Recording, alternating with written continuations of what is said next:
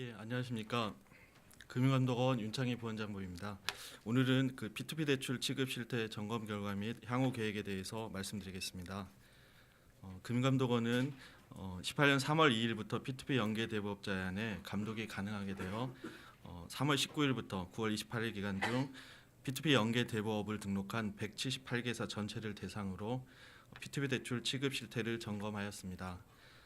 점검 결과 사기 횡령 혐의가 포착된 20개사를 검찰 및 경찰에 수사 의뢰하였고 그의 업체에 대해서는 내부 통제 미비점 및 B2B 대출 가이드라인 미준수 사항을 개선토록 지도하였으며 연락 두절 및 소재지 불명 4개사는 등록 취소 절차를 진행할 예정입니다.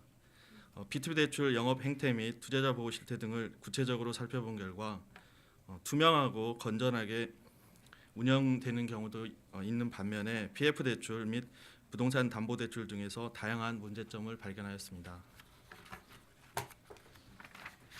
발견된 문제점을 크게 7가지로 분류하여 말씀드리도록 하겠습니다. 3페이지입니다. 첫째, 허위 상품 등으로 투자자를 기망한 사기 횡령 사건이 기승하고 있었습니다. 문제가 된 P2P 업체는 허위 상품, 허위 공시 등을 통해 모집한 투자금을 편취한 후 다른 사업 운영비나 개인 용도 등에 이미 사용하여 수만 명의 투자금 1천억 원 이상을 유용하였으며 일부는 회수가 불투명한 상황입니다. 4페이지입니다. 주요 사기 횡령 불법 사례를 말씀드리면 일부 업체는 자금을 편취할 목적으로 맹지를 진짜 PF 사업자인 양 속였고 또 다른 업체는 가짜 골드바를 담보로 속이는 등 허위 대출 상품을 진성 대출 상품으로 위장하였습니다. 또한 보유하고 있지 않은 토지 담보권이나 태양광 사업권을 마치 보유하고 있는 것처럼 속여 홈페이지에 공시한 방법으로 투자자를 유인하였습니다. 이렇게 모집한 투자금을 당초 약속한 투자처에 대출하지 않고 대주주 및 관계자 사업자금에 유용하거나 타 대출 돌려막기, 주식 및 가상통화 투자에 이미 사용하는 식으로 투자금을 유용하였습니다. 또한 사기 횡령 주도자들은 또 다른 업체를 만들거나 여러 업체를 옮겨다니며 사기 행각을 일삼는 경우도 있었습니다. 5페이지입니다. 둘째, 부실 가능성이 높은 고위험 상품을 운영하였습니다. 장기 부동산 PF 사업인데도 투자자 모집이 용이하도록 단기로 분할하여 재모집하는 돌려막기형 상품을 운영하는 경우를 다수 확인하였습니다.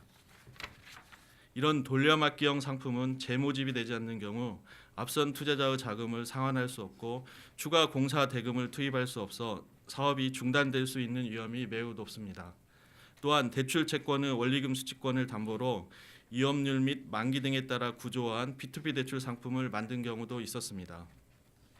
이는 P2P 업체가 상품에 편입하는 담보 물건의 신용도를 이미 평가하여 구조할 수 있기 때문에 투자자는 상품 구조 및 위험 요소를 사전에 파악하기 어려웠습니다. 특정 상품의 담보로 제공된 원리금 수취권을 다른 구조화 상품에도 이중으로 담보 제공하여 100억 원 이상의 투자금을 추가로 모집한 사례도 있었습니다. 셋째, 경품을 과다 지급하는 등의 방법으로 투자자를 유인하는 불건전 영업 행태가 만연되어 있었습니다. 상당수 P2P 업체는 연체 대출을 자기 자금으로 대납하거나 타 사업 자금으로 돌려막기하여 연체 대출이 없는 건실한 P2P 업체로 위장하거나 투자건당 투자 금액의 6 내지 10% 이상의 고이율을 추가로 지급한다는 미끼 상품 광고를 통해 투자자를 유인하는 경우도 있었습니다. 6페이지입니다. 넷째, 자기 사업에 대출하거나 동일 차주에게 과다 대출하는 경우도 있었습니다.